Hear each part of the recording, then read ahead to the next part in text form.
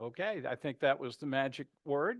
I think we managed to wrestle the technology into submission. Thank you so much for doing that. Thank you for coming. I'm Charles Franklin. I'm director of the Marquette Law School Poll for the last 12 years. And I seem to visit you folks roughly every 4 years. I don't understand why you don't want me here in an odd numbered year, but it's a pattern.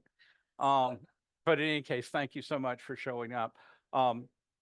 Couple of ground rules. Number one is that if you need to move to another engagement, feel free to get up and leave. My students walk out on me all the time. So I won't hold it against you more than I hold it against them. Uh, and I'm going to talk for a while and then we'll have Q&A. And so I'm going to ask you to hold questions until the Q&A unless it's something really egregious like I called the sky purple or green or something. Okay, so without further ado, let's try to move ahead with this. Um, I want to start. I want to start by making the. It's not advancing. I see. This is what you say. Technology is working, and then it's not.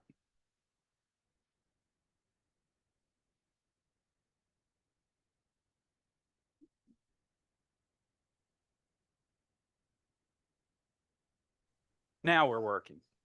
Okay. Okay. So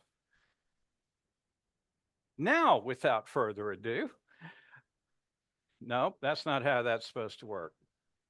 No, I'm sorry. Don't touch anything.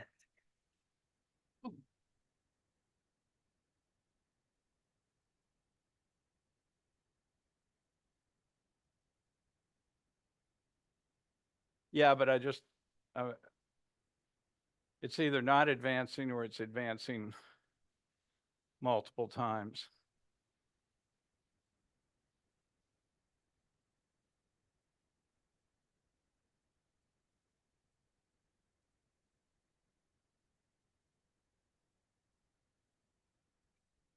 Can I just say next slide? Because this is annoying. So next slide.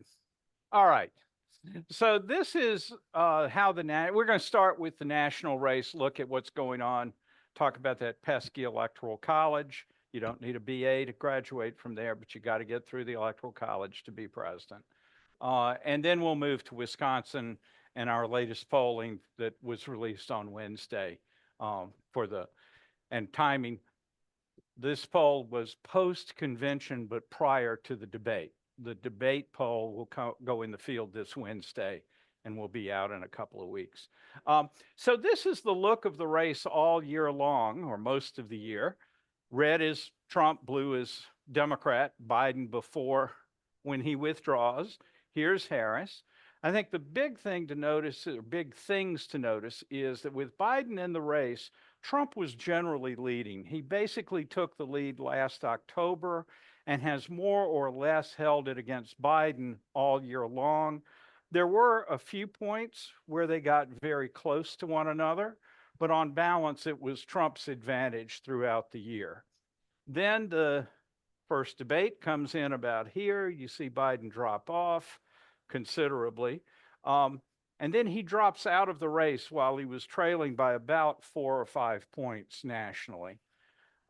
Going from really pretty close, a point or so Trump lead, to about a 4 or 5 point Trump lead when Biden drops out. Immediately, you see Harris pick up a point over where Biden was, but only a point right away. Trump's holds kind of steady, but then Harris starts to rise and rise and rise. And Trump drops off a point and is steady and then trends down another point or so. While post convention, Harris has been fairly flat, maybe down just a shade and now beginning to work her way up. This is from last night when I updated the slide. So it doesn't have very much post-debate polling. Only a couple of polls had been done at the time this was compiled. So nothing I'm going to tell you relates to post-debate. But this flat period, and Trump's flat, and then maybe he's picked up a little bit. The bottom line is on this average, Harris leads by not quite 2 percentage points. That's better than Biden ever led by from October of last year till now, but it's hardly a secure lead. An important point of reference is that in 2020, Joe Biden won the election on the popular vote by 4.4 percentage points, while just eking out the Electoral College win. And so, given the imbalance in the Electoral College, there are more red states than blue states, and so on. Democrats need something in the 3 to 5% popular vote win to be very comfortable at all in the Electoral College. And we'll get into the Electoral College right now. Here are the averages. I don't know why I'm holding this, since theoretically it doesn't work. I guess it's, pacifier. There are a lot of organizations doing these polling averages out right now, and they vary a little bit, though they're usually within about a point of each other. I'm using the Real Clear Politics average, which is actually the smallest Democratic advantage. This is as of the day of the debate. It's not the 1.8 is the most recent. The day of the debate, it was 1.1 for them. But you can see 538.com is 2.5. Nate Silver is 2.2. Nate used to run 538, but now he's on his own. The Economist, the British News Weekly, 3. The Washington Post and the New York Times are both doing their own averages of certain polls. They don't include everybody, and they're at about 2. So you can see the range here. The unanimous agreement is that Harris is ahead, but by how much is open to some doubt. On the other hand, if I said you needed 3 to 5 points Democratic nationwide advantage to feel safe at all in the Electoral College, then you see why you shouldn't feel very safe at this point, even though these numbers are certainly better than they were with Biden. Next. I'm gonna put that away. I've just been trained to use it, put it far away. This is the Electoral College using this sort of tannish color for the swing states. Virtually everybody agrees there's 7 swing states. They're the 3 Great Lakes states, the greatest, Wisconsin, okay, Michigan, and then Pennsylvania. I was born in Pennsylvania, so I'm slandering them. And then in the South, North Carolina, Georgia, Arizona, and Nevada. Trump only won North Carolina of these 7 states last time. And so the battle has been for him to flip some of these states enough to reach an Electoral College majority. Can he do that? And conversely, can Harris hold on to enough of these, because they were all very narrowly decided, to prevail? Next. This is the lineup of the states in the order of how close they were last time. So the deepest blue states are out here: the District of Columbia, Vermont, Massachusetts, Maryland. It's a good thing I don't work in those states, because nobody would want to pay for polling there. You get here to the close states.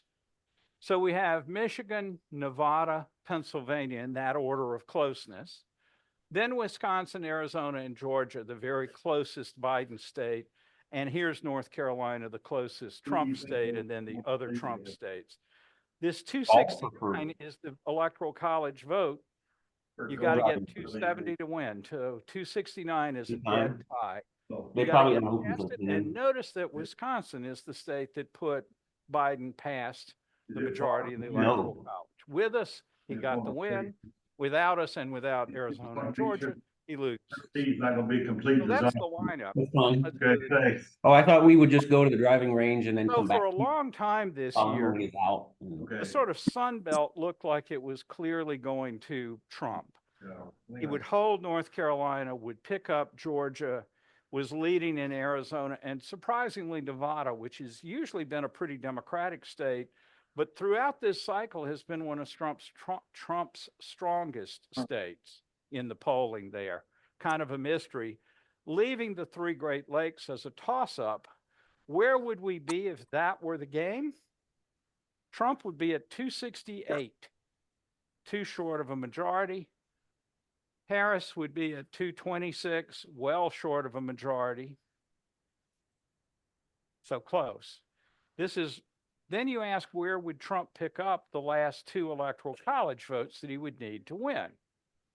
Well, he's got to get one of these three.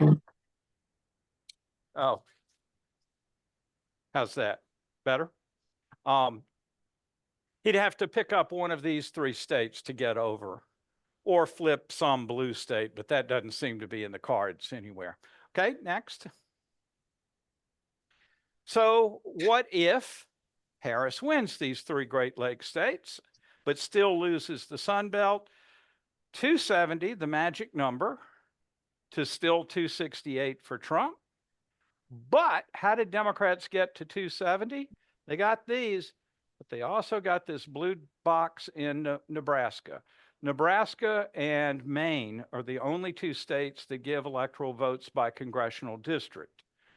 And the Omaha district in Nebraska has been voting Democratic in the last couple of cycles.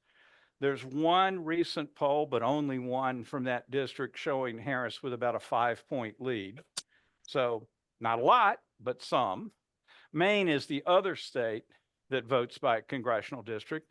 And for them, the North, rural Maine, votes Republican.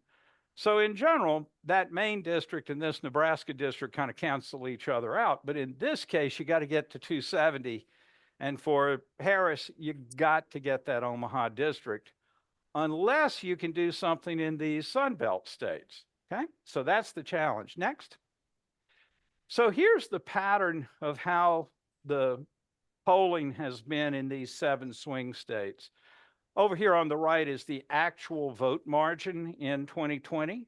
So you can see Arizona 0.3 of a percentage point, Georgia 0.2 of a percentage point, Wisconsin 0.6 of a percentage point. So you can see just how close the Electoral College was last time. Here is the day that Trump was convicted in New York.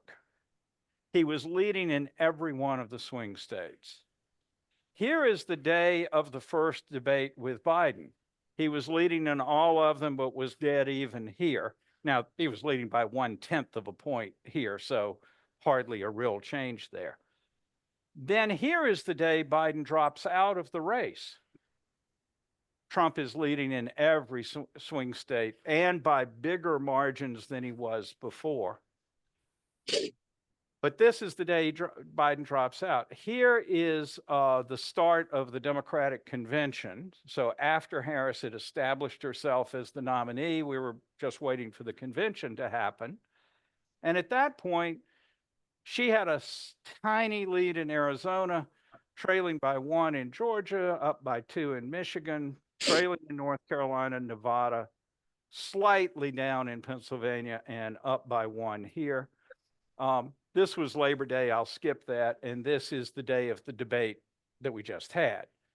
And so as of that day, she leads in Michigan, Nevada, and Wisconsin, but Pennsylvania's dead even in the averages.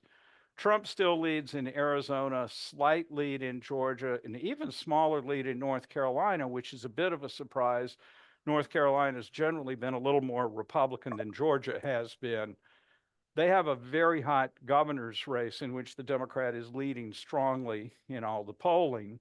Maybe that will matter. Also, they have a really energetic Democratic Party chair. Ben Wickler, the chair here, talks about her a good bit, and she does seem to be copying many of his battle plans and revitalizing the North Carolina Democratic Party. But let's move on. So you can see the things look a little better. If you go with that last set of readings, Trump, I'm still giving the 3 of the Sun Belt states, but Nevada leaning to Harris, Wisconsin and Michigan leaning to Harris, but Pennsylvania, the tie, the true toss-up. Where are we then? 262 to 257. That last 19 electoral votes out of Pennsylvania is the whole ball game. Okay? Now, I want to stress that those averages in each of the 7 states are all so close that I wouldn't take any of those bets. I think you can at best say they're tilting slightly to Harris now, having tilted more to Trump earlier. But when you're looking at a lead of less than 1 percentage point in any of those states, I really would be very suspicious of being confident about anything in the outcome there. But these are the tea leaves we have to read. So bottom line is, I think that's okay. Bottom line is, I think we're looking at as close a electoral college outcome as we saw in 2020. You know, the complications that came with that, with challenges to the outcomes and late counts. And, you know, the late counts are 2 kinds. There's late on election night where mail-in ballots are only, like in Wisconsin, still can't be processed until election night instead of processing them early. So we will again get the count from Green Bay and from Milwaukee at 2 or 3 or 4 in the morning. That was a source of controversy, but it was exactly the way the system has worked for years. The legislature and the governor in their infinite wisdom didn't improve this by letting us count early, so we're still stuck with that.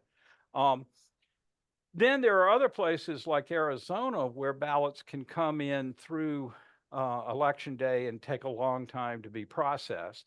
So all I'm doing is telling you, don't expect an answer before you go to bed on Tuesday night, election night. Maybe we'll know by Thursday or Friday.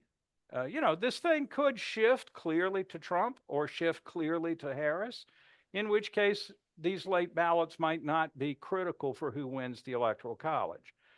But again, I wouldn't bet on that. My bet would be we're looking for getting close to the weekend before we really are clear who wins. And if some are as close as they were last time, expect recounts, expect maybe multiple recounts. Georgia recounted 3 times last time. So I think that's what we're in for. Okay, now, here. So this is the Wisconsin data.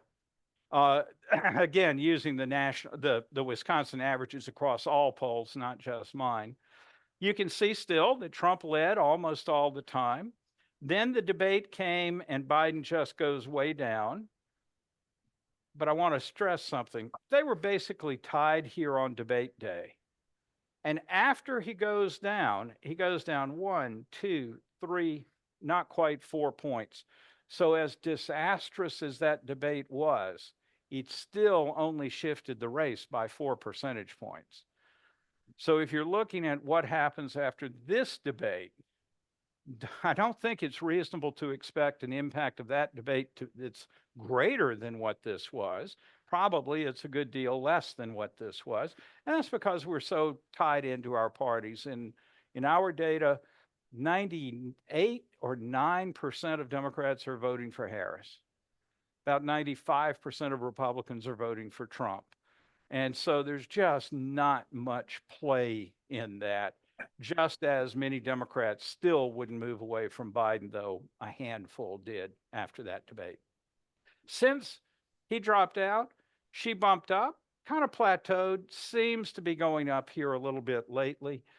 Trump went down by about 2 points, but now has come back up about 1 point. And as of this average, Harris was up 1.2 points. So a very small lead. Again, 4 of the last 6 elections were decided by less than 1 percentage point. So 1.2 is not unreasonable compared to that long-term average, but it just should remind you that we were decided by 21,000 votes last time statewide. Okay, next. So now we're into the poll that we released this week. In this new poll, Harris leads 52-48 with registered voters. Next. Among likely voters, nothing else changes. It's still 52-48. 4 is the magic number in this poll. It's a 4-point lead either way you slice it between registered and likely voters.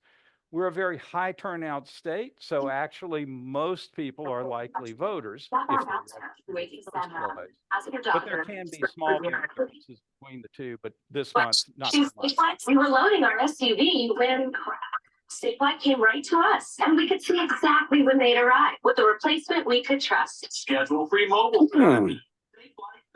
Safe flight repair, safe flight replace.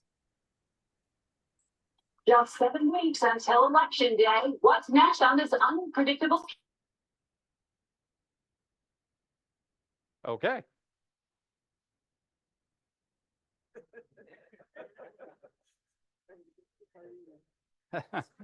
Back to our regular programming. Okay, thank you, thank you. So this is we do have more candidates on the ballot. This is the multi-candidate vote for, again, registered voters. I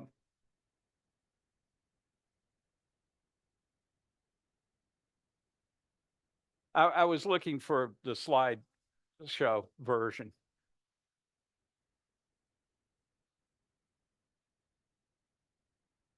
Oh, much better. Numbers didn't change. It's still a 4-point lead when you put in everybody else. Kennedy's still getting 6%. You know, he's still on the ballot, even though he suspended his campaign. And then the others are 1 or 0. There actually is an 8th candidate that I'll ask about next time. The Socialism and Liberation Party candidate. But she was on the ballot too late for me to get her on this poll. So next. 86% said they'd heard that Kennedy had dropped out. I thought it might be lower than that, but in fact, it's not quite universal, but it's nearly universal. I don't have a slide on this, but of that small 14% that hadn't heard that he dropped out, he gets 9%, whereas of those who have heard, he's getting 6%. So I think there's actually a takeaway here. There's so much speculation that now that he's endorsed Trump, all the Kennedy voters will just flock to him, and that'll add 6 points to Trump's margin, and he'll be up by 2 instead of down by 4. No third-party candidate ever converts remotely close to 100% of their followers to one of the 2 major parties. That's partly because people make up their own damn minds. It's also, maybe more importantly, these folks are voting third party precisely because they're dissatisfied with the 2 major party candidates. If they liked Trump more, they'd be voting for him, not for Kennedy. And so even if Kennedy says vote for Trump, that doesn't suddenly make them like Trump when before they didn't. In our data, it looks like a conversion rate of maybe 2/3 would happen, that Kennedy voters, if you force them not to vote for Kennedy, 2/3 would shift to Trump, but 1/3 would shift to Harris. So the net gain for Trump is not as great as it might seem. But the other is that, as you saw in the previous slide, 6% of these folks are voting for Kennedy, even though they know he's not in the race. That's the classic protest vote. It's not that I think he's going to win. It's not that I considered the alternatives. It's that I'm unhappy with the current political options, and this is my protest vote, and it's so be it. Now, I still expect him to go down. He's gone over the course of the year from 16 to 13 to 8 to now 6. And I would expect to see that drop more. In 2016, we had our high water mark for all third parties in the presidential race was 5.5% for third parties.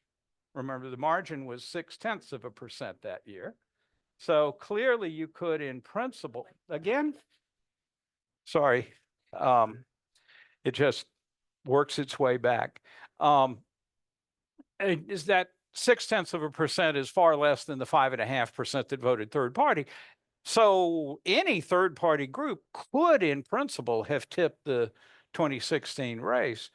But in fact, again, most of them don't, in fact, look like they would have gone to one of the 2 major parties. They would have gone somewhere else, not voted, skipped the presidential race.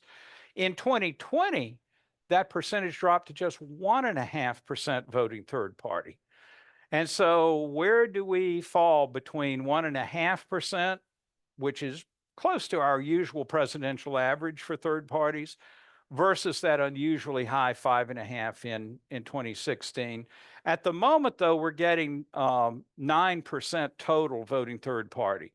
So this is not inconsequential, even if I don't believe it would all lopsidedly go to one candidate or the other. Jill Stein's progressive supporters, for example, are actually not going to break 100% for Harris if Stein weren't in the race. And as I said, for Kennedy. So I think it's important to watch the third party candidates, and they could tip the race, absolutely. But I don't think the easy analysis that I see too much of, which is therefore Kennedy's going to deliver virtually all of his supporters to Trump, I don't believe there's any evidence for that. Next. This is the trend in the multi-candidate vote. And I just want you to notice this is Kennedy coming down. The other third-party candidates were never very high at all, but they've also come way down. So this is kind of normal for third-party support to drift off. Next.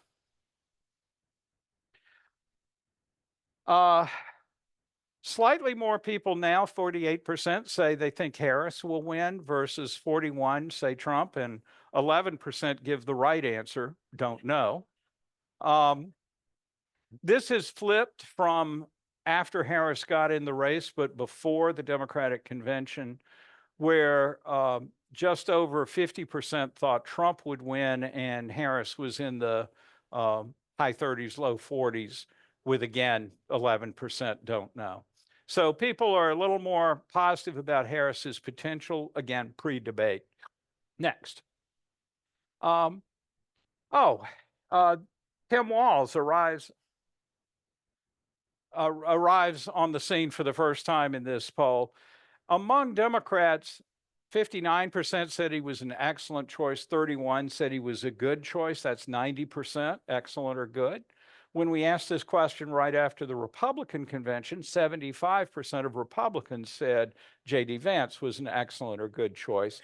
So both parties are pretty unified behind their VPs, or at least were the week after the conventions.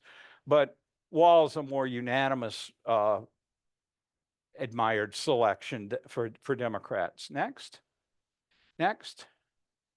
So this is the Baldwin-Hovde race. Baldwin's up by 4. There's that magic number 4 yet again. Among registered voters, next. Up by 5 among likely voters. Over recent polling, she's ranged from a 4-point lead to about a 7-point lead. So this is maybe a little tighter, but it was 4 or 5. It was 5 actually last time, so not much change there. I think it's really important to realize that her 11-point win in 2018 is exceptional. It was Trump's midterm, which his party did poorly in. Her opponent, Leah Vukmir, was, a longtime state legislator, but wasn't known statewide, and she had a very divisive Republican primary. So I think all of things were clicking for Tammy in 2018, and I sure wouldn't expect another 11-point win. But 5 is sort of plausible at this point. We'll look at some trends in a minute. Next. This is the first question, which includes, or haven't you decided? The numbers I just showed you include a follow-up. Well, if you had to choose, who would you vote for, to try to get those undecideds to lean one way or another. But on the first question, 8% still say they're undecided in the Senate race, and Baldwin still has a 4-point lead there. So it means the undecideds are breaking very evenly because it doesn't change the outcome. Next. Skip that. There are 2 independent candidates, third-party candidates in the Senate race, and they're getting 2% each. That's still high. 4% for the third party would still be high compared to usual standards. They're not running very visible campaigns, but Anderson has run before 2 or 3 times. He's a libertarian and has usually run as a libertarian, though this year he has a disrupt the corruption is the party label on the ballot for him. Okay, next. All right, I got to talk about this one. This is a question we asked in 2013. Which comes closer to your view about political divisions in Washington these days? Growing political divisions among elected officials reflect a more divided American society, or growing political divisions are mostly among the elected officials, not American society in general. So this year we re-asked it. Next. It's changed. This was mostly among elected officials, 53 to 38 in 2013.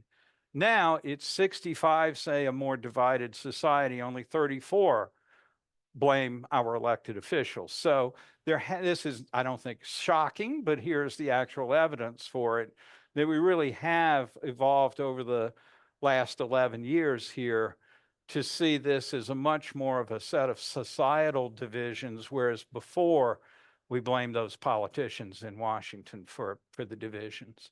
Okay, next. Yeah, I want to get to these and then we got a little bit of time. So this is comparing the candidate characteristics as people see them. So we ask for each candidate separately.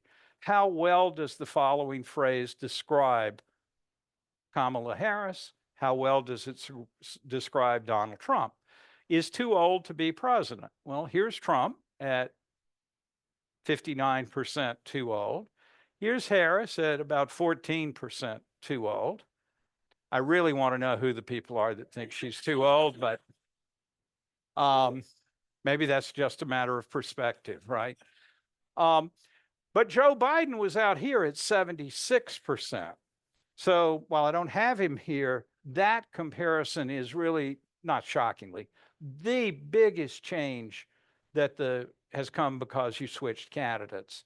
It was a liability for Biden. It's an advantage for Harris, if you think age itself is the issue. Has behaved corruptly. Trump is at 62% who say he's behaved corruptly.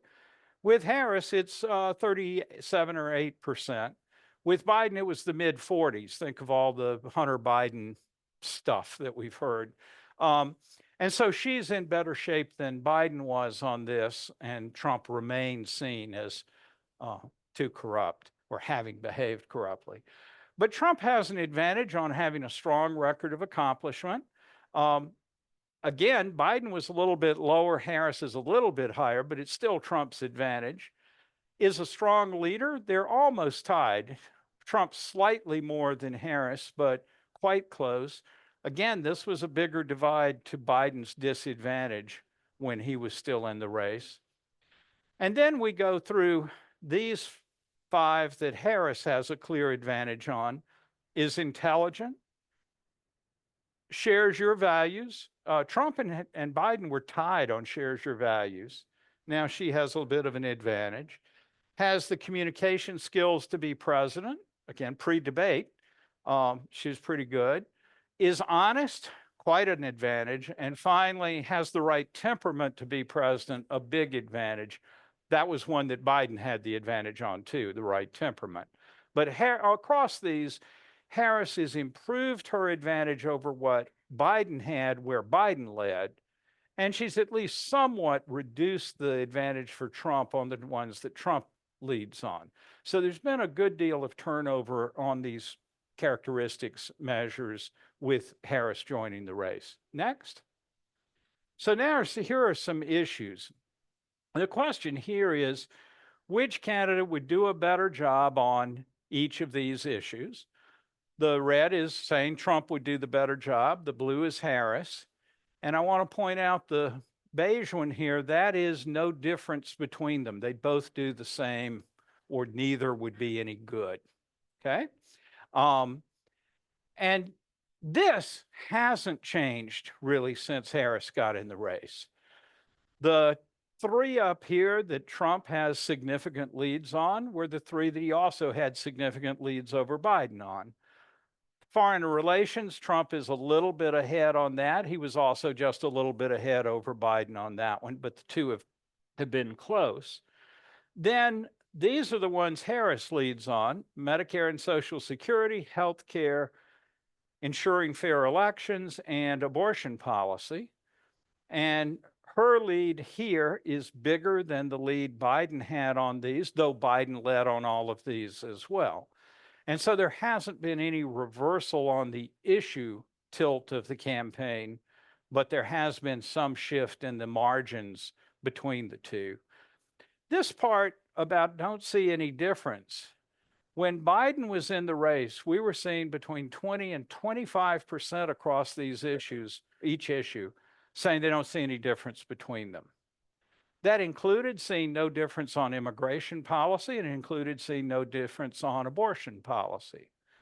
Now, with Harris in the race, there's still a non-trivial percentage that don't see a difference, including on abortion, where it's 12% that see no difference between these two candidates, or on immigration, or on, where's the economy? A little lower on the economy, but in immigration, over 10% not seeing a difference. This is where strong dissatisfaction with both candidates could have been driving that answer. I don't see a difference between them because I hate them both. Now with Harris, the so-called haters that dislike both candidates are somewhat smaller than they were before. But still, there are people that aren't seeing a difference. That's where the campaign could matter, where that debate the other day could change some minds about this. So I'm watching that. But it was striking how many people weren't seeing differences between Biden and Trump. It's still striking, but it's a much smaller number, half, or almost half of what it was before. But still, who has the advantage on which issues is clear. And the economy, she's picked up a little bit, but still at a disadvantage. And next slide. Skip that. Skip that. Most important issue, the economy. Way ahead of the second most important, abortion, and the third most, immigration. So this is Trump's advantage is the advantage on the economy, which the biggest chunk of voters say is their most important issue. This is surely helping keep him in the race, or even possibly lead, though not recently. And it's where Harris cutting Trump's lead on that issue may be helping her. Even if she's losing on the issue, she's not losing by as much on that issue. The other thing is abortion policy has been running in third place, but has moved in the last two polls into second place. And immigration, which last month was only a single point behind abortion, has now slipped to about 3 or 4 points behind abortion. Over the course of the year, immigration was up high, not too far behind the economy, but it's been slipping steadily through the year, and this is the lowest level of most important issue for people recently. Next. When we look at the most important issue by party, we see some really big differences. So Republicans put the economy far and away as their top issue. They put immigration as their second issue, and nothing else gets out of single digits for Republicans. It's really two issues. And even with two issues, there's now a big drop from the economy to immigration. So it doesn't seem to have quite the pull that among Republicans that it used to have. For Democrats, abortion has been the top issue for at least the last 3 polls and holding there, but the economy is a close second. And then you come down to Medicare and Social Security in third place. Independents, they put the economy quite high, not nearly as high as Republicans, but not as relatively low as Democrats do. But look at the next two. Democrats say abortion is the #1 issue for them, but Republicans put it way down. Republicans put immigration as their #2 issue, but independents put it way down. So this is an example of the two parties where their base is really intense about immigration and about abortion. But those critical small group of independents that you need to win to start winning by more than half a percentage point, those folks aren't convinced that this is the most important issue.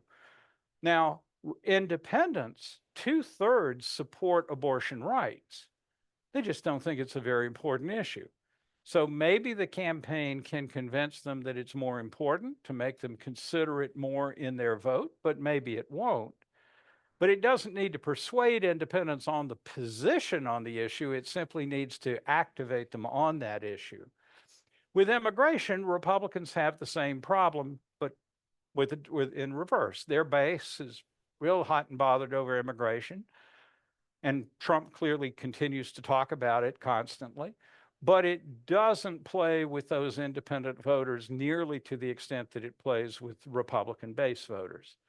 So we kind of review here just for a second. The public is divided on the personal characteristics of the two candidates. When it was Biden, Biden had an advantage on 2, Trump had an advantage on 2, and 1 was a pure toss-up. With Harris, she has more advantages than Trump has. The ones that he is different are bad for him. He's too old and he's too corrupt. It's only on having achievements that he's clearly better than she is. And then they're very close on strong leader. Whereas she has bigger advantages on those other traits: intelligence, communication skills, honesty, and temperament. So that's clearly the positive shift for Democrats in going from Biden to Trump, Biden to Harris. But when we come to the issues, they're relatively unchanged. It's worth noting the decline of immigration as an issue and the slight rise of abortion. But it's critical to recognize how much that divides the electorate between parties on immigration and abortion, and how those independents really don't seem to be motivated by that. Oh, we should point out one that's getting overlooked in the campaign, but Medicare and Social Security is high up for Democrats, but it's also pretty high for independents. Now, Social Security has been an issue since the 1930s, right? Medicare since the 1960s. It's an old, maybe worn out issue, but it's one where Democrats have an advantage, and it's an issue for independents as well. I don't know if the parties will start to talk more about it, but it does seem to me that if you're Democrats really pushing abortion policy to independents, you're not doing as well as if you were pushing Medicare and Social Security to them. Maybe we'll see a change in emphasis, maybe not. Okay, next. Oh, we got to do this with enthusiasm, and then we'll go to Q&A. This is the trend in enthusiasm. People saying they're very enthusiastic about voting in the fall election. The purple line is 2020 at the same point in time, and the green line is this year. And you can see how less enthusiastic we were while Biden was still in the race, ranging from 15 to even 20 points less enthusiastic than at the same point in 2020. Then we get the change of candidate, and enthusiasm pops up to being almost where it was, and we're like 1 point below where we were in this second poll. So that has been a dramatic change. Next. But the party change is even more telling. Republicans were well ahead in enthusiasm over Democrats throughout the spring and early summer. Biden leaves. Democrats come up to almost equal Republicans, and now in this poll are ahead of Republicans. Independents have sort of flopped around, but are really not very engaged. That's another opportunity for both parties to try to engage these people. I'd also point out that while Harris, or the Democrats, gained 20 points in enthusiasm when Biden left and Harris came in, Republicans gained 7 points in enthusiasm following their convention. So there was a bit of a convention bounce and post-assassination attempt bounce. Republicans haven't fallen off. They're down 1 point, but that's just noise. But Democrats now have an advantage, having trailed all year. So I'm going to stop there and welcome questions. Yeah. Are we? Could you tell us a bit about how you take the poll, who you contact, and Sure. how the questions you ask? Sure. From 2012 and through 2022, we called random phone numbers throughout the state. That was standard. Some polls still do that. But people are hard to reach. 99% don't answer the call. Don't refuse to do the interview, they just don't answer the call. When they answer, we get 35 to 45% agreeing to do the interview, but the trouble is the foot in the door. So that drove up costs tremendously. We've shifted to something that most pollsters do and virtually all political pollsters do, which is to sample from the registered voter list. 15, 20 years ago, electronic versions of the voter list didn't exist. It wasn't physically possible to sample from the voter list. But now databases exist for all 50 states. We buy from a contractor the list for Wisconsin. We sample from that list. There's some advantages of doing that. We know they're registered to vote. We also know where they live because the voter list has your address on it. And it doesn't, I want to emphasize this, does not say anything about how you voted, but it does record which previous elections you did vote in. So did you vote in 2022? Did you vote in 2020? So we sample from that list, and then we send an email and a text message to each sampled person, inviting them to do a Marquette Law School poll. It has a link to where you click to complete the poll, and it works nicely on a phone or a tablet or a laptop. But if we don't hear from you in a couple of days, then we phone you. And now about 80% complete the poll online, about 20% do it on the phone still. And of those 20%, about 80% are cell phones and about 20% are landline. So that's the gist of it.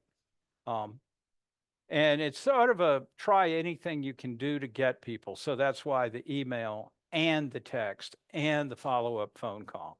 Everything short of coming to your door and pounding on it in the middle of the night. Okay, next.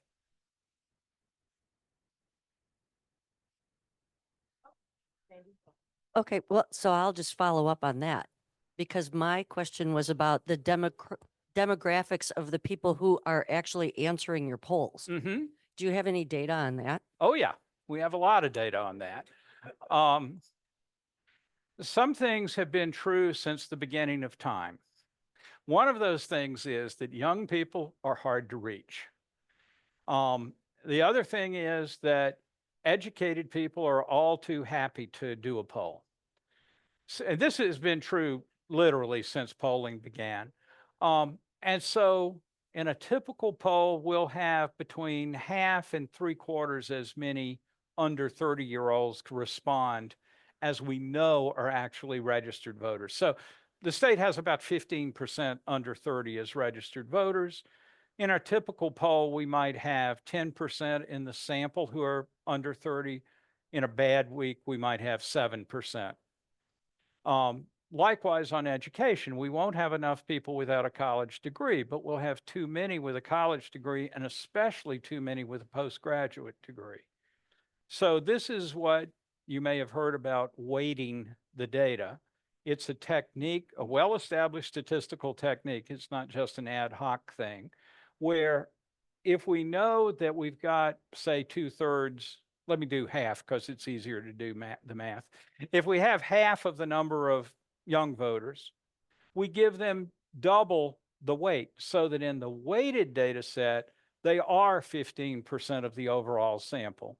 Likewise, for education, we'll weight down the most educated and weight up the less educated. So again, we match census data on what we know the makeup of the state to be. So those are the ways that we compensate for unequal response.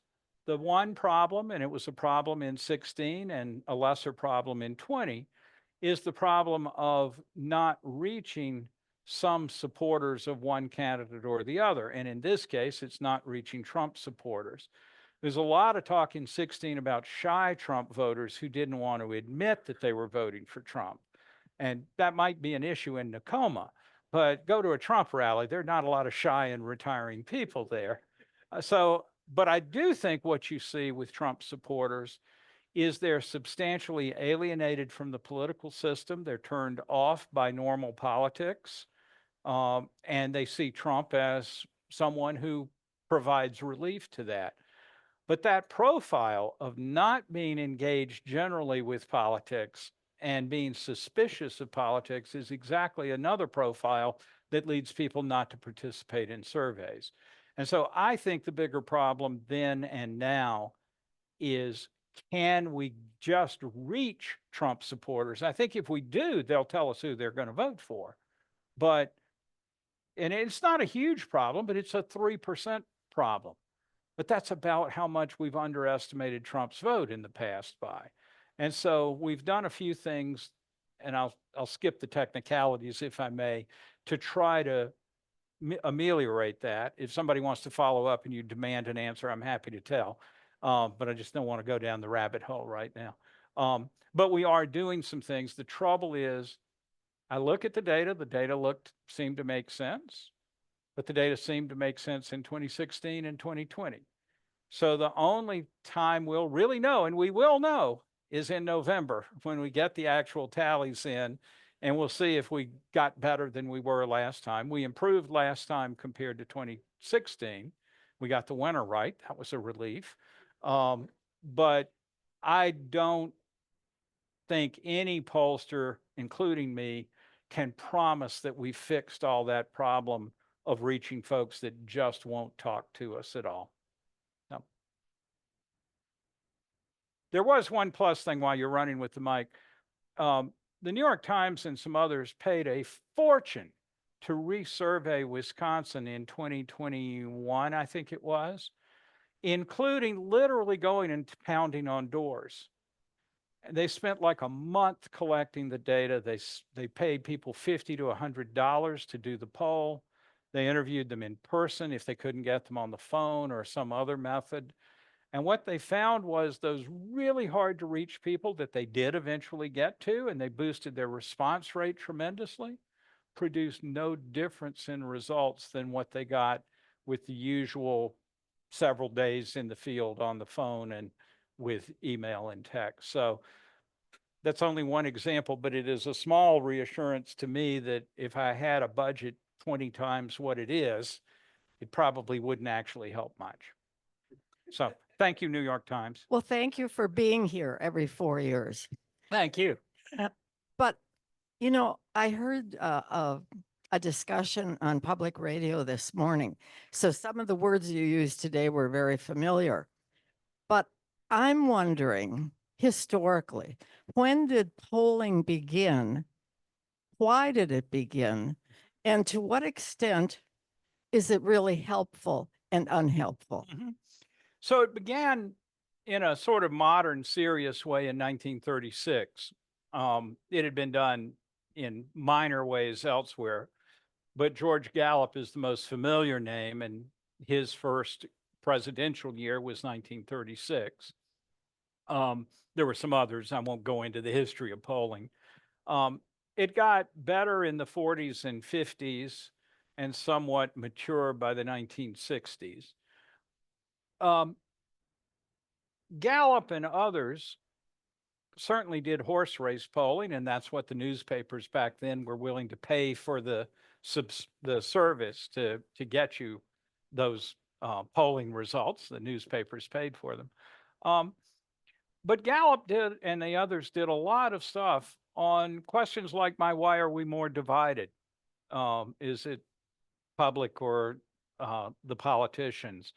And Gallup was really devoted to the idea that this was informing the public about itself, about not just the horse race, but about a host of policy issues and social divisions and sometimes fun things. So that was very much in his bailiwick. In our Marquette poll, it's not a formal mission statement, but the things we said when we started the poll in 2012 is still on our website somewhere, is that parties and candidates and interest groups are constantly polling the electorate, but they only release what they want to release. They only release what helps them. And the role of public polling, like what we do, is to provide that information to everyone without favor or, and so since the beginning, we release every question we ask. We release the full results of that. We release the crosstabs, the breakdowns by various demographic groups, and so on. And we think our role is to provide the public with more insight into what they, the public, are thinking. And so while in an election year, we do an awful lot on the horse race, we've also set aside time this summer, in fact, to ask about 18 questions about public education.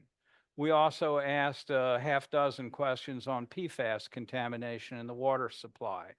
We continue to ask about policy on deportation of immigrants in the country illegally and about abortion policy.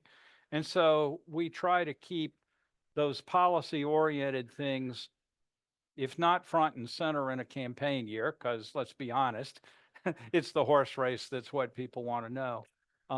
We see our role, and I think many pollsters do as well, as that broader goal of informing the public about what we think about a variety of things. And it'd always be nice if we could ask about more of a variety, but we try, especially over the course of a year, to come back to issues repeatedly so we can see how they've changed. Sometimes we come back just once a year. Occasionally we'll come back after a big gap, like how divided this society is. But that's the goal that we have. And, you know, I think most pollsters see that public information side as important, but those who exist for clicks on the internet or on their news pages obviously tend to emphasize the horse race more. I think it's unfortunate. I think the horse race is fun and interesting and we all want to know, but the other things that I think could be more important and worth more discussion, like what should we do with immigrants who are here illegally? Trump has really emphasized deportation as the answer. How do we feel about that? And I've been carrying that repeatedly on the survey, and I have yet to have a reporter actually write a story about it. But to heck with them, I'm going to keep asking until somebody carries it. So that's the answer. I'm curious what type of results or bumps or anything has historically happened after the vice presidential debate? I think vice presidential debates in particular don't produce much of a bounce. Presidential debates are not huge, maybe 4 to 6 points in the old days, but more recently, I think a good deal less than that. The VP is probably less than that. In this one, I think you could see a really stark ideological cleavage between the two, and I think both are perhaps better accomplished at driving their points home than someone was in the first debate. I don't think J.D. Vance will get distracted in the way that Trump was distracted. I don't think he'll be as easily baited with questions to get him off topic. So I don't expect much change, but I think it's maybe a little something. It'll rehash some issues, could conceivably surface an issue that hadn't been getting much attention, that something is said in the debate that makes that issue more important in the coming days. But I have low expectations. Yeah. Thank you.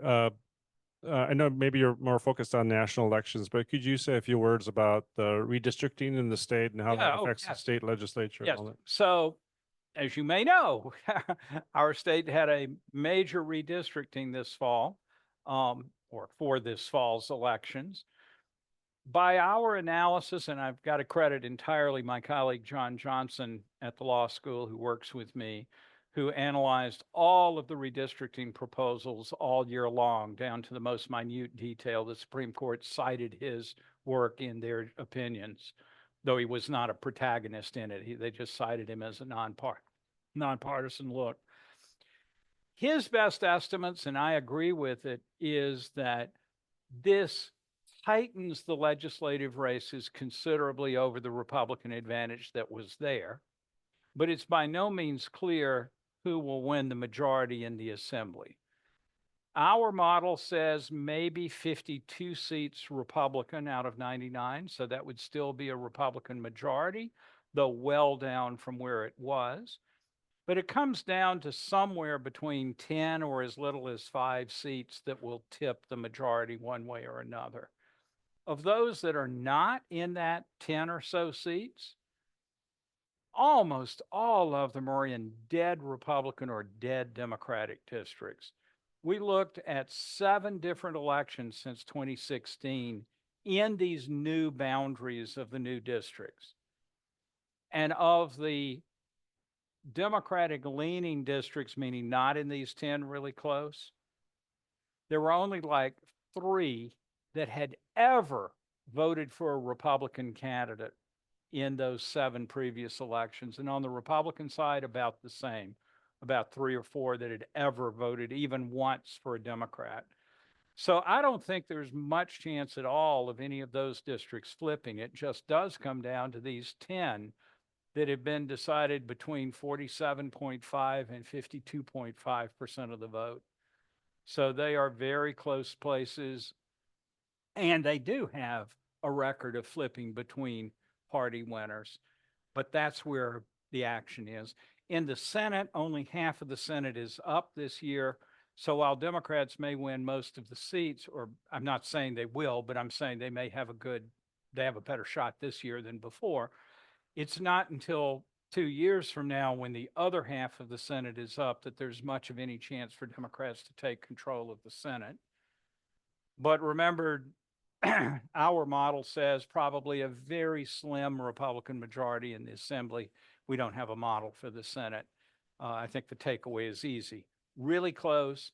I won't be surprised if the Democrats pick up the majority by a seat or 2, but I also won't be surprised if Republicans hold a 1, 2, or 3 seat majority in the Assembly. Yeah. You've talked quite a bit about the graphs, the trends. I'm talking about nationally now. My question is that the relative length of the 2 campaigns have been quite a bit. They're quite a bit different from each other, and the Democrats began quite a bit later than the Republicans. I'm not sure when Trump began. I couldn't put a date on that, but anyway, and Harris entering late. Should that affect the reading of the trend? Yeah. And expectation? Yeah, no, obviously the switch from Biden to Harris disrupts any trend interpretation, right? Because big shift there. I think Harris was really surprisingly fast to consolidate Democratic Party support. In just the week after she got in the race, we saw upwards of 80% of Democrats saying they were satisfied with her as the nominee. This is before the convention. And so I think she's solidified all that. I think she's also inherited the Biden campaign apparatus and then augmented it or shifted it with some of her people coming into important roles as well. So while I would have a priori, if you'd asked me in January, what happens if you switch candidates in July, I would have said that's a big deal. It is a big deal. But I think the campaign is working as well as it probably would be working if it had been in progress all year long. I think the biggest disadvantage is she wasn't vetted by a primary process. So she didn't go through that time of being challenged and standing out and winning the nomination through a contest. I don't think that's hurting her at this point, but in the what ifs, if Biden had announced he was withdrawing from the race last September and had given the primary process its normal time to run, we'll never know what that would have produced. Yeah. And people don't know very well. Does she have a greater potential? Yeah, I think that's right. She has a greater potential in that more people don't know about her than know about Biden or know about Trump. More people, right now, almost nobody says they don't know enough about her to have an opinion about her. But I think if we drill down and say, well, what do you think her position really is on the economy or immigration or so on, I'm sure you'd get a bigger percentage saying they don't know. that might have been worked out if she had gone through this primary process and so on. It can also be a disadvantage if she had performed really badly in that first debate. That certainly could have driven her numbers down in the way that Trump probably can't be moved very much. Opinion about him can't be moved very much. But I guess the bottom line I'm trying to get to is, yeah, things might be a bit different, but I think mostly we're in a kind of normal fall campaign with a Democrat and a Republican, and one's better known than the other, but not in a way that's so dramatic. I think it's driving anything. Yeah. If your polling was before the presidential debate, do you see any, or what's your gut feeling about something that may go one way or the other after Trump's terrible accusation of immigrants eating people, something so far out that it seems insane? But this is the history of Trump's campaign since 2015 is, actually, it was Pete Buttigieg that was making this point the other day, that am I cutting out again? How's that? Buttigieg was saying this Democrat, take it with a grain of salt, but it's a deliberate strategy to shift the conversation away from the debate. And Trump has a history of making, dare I say, wild and outlandish claims that help divert that attention. You would think with most campaigns that would be very damaging to the candidate. But the history has not been driving people away from that candidate. There's a brand new poll out yesterday finding that 52% of Republicans believe that Haitians are indeed eating family pets in Ohio. And so now that means that 20 or 30% of Republicans say they don't know. And 20% or so say it's not happening. But that's the power of partisanship that grips us so strongly. And I will point out that Democrats are equally in the grip of that powerful pattern. Seeing 99% of Democrats saying they'll vote for Harris and not for Trump, it's understandable given the context we live in. But Democrats are just as partisan, if not even slightly more so than Republicans. What's stunning is how much Trump can say things that seem so wildly untrue and get half of his party to agree with those untrue statements. But, this is the times we live in. I will put in my perennial plug that this is an incredibly close race in the Electoral College, right? There's a lot of discussion about how the Electoral College is biased to the Republicans, and it is by a little bit. That's why Democrats need 3 or 4% nationally to likely win the Electoral College. But the solution is to go to win 2 states that you're not currently winning. Flip North Carolina, flip Georgia, make those durable flips. Look at how Iowa used to vote Democratic and now it votes solidly Republican. Look at how Colorado was deep red in the 1990s and early 2000s.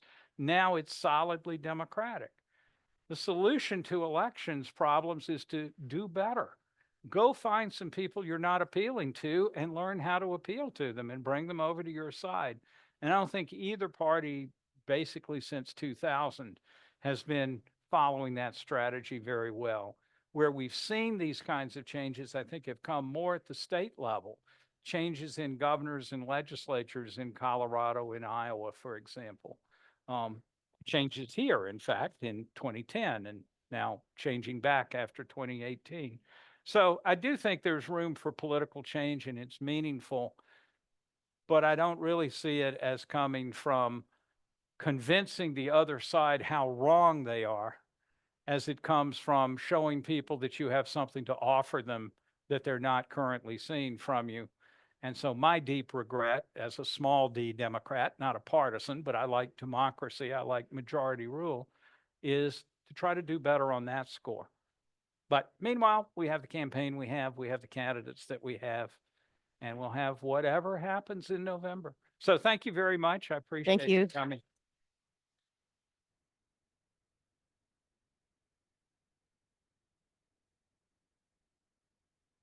Yep. Yeah. Next week will be our Midvale Youth, so we hope to see you come back and support them. Thanks.